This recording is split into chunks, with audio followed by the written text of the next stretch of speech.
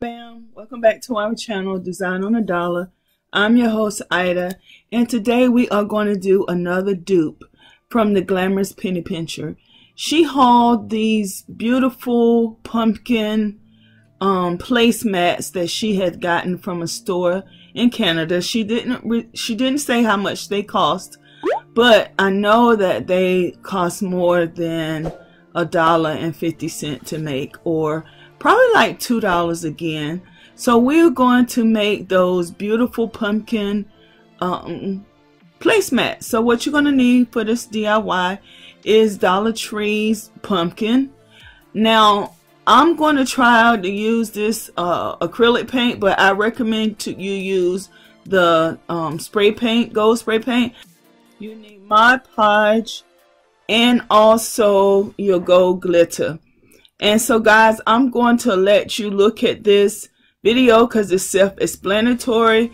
You are going to put your paint down, then your ModPodge, then your glitter. Let that dry and repeat. You're going to do that twice. And guys, so yeah, I'm just going to allow y'all to enjoy the relaxing music and watch the DIY. Now guys, if you are not a part of our family yet, we would love for you to decide to become a part of it. So all you have to do with that is to hit the red subscribe button and then hit the notification bell so you never miss an upload from us. Then guys, please hit that like button. Hit it right now. Like.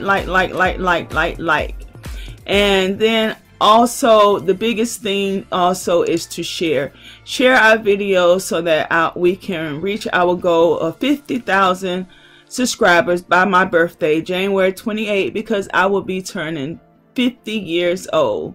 So that's what I want for my birthday from you guys. So I love you, I love you, I love you, I love you to the moon and back again. And I may come back, but for the most part, here we go.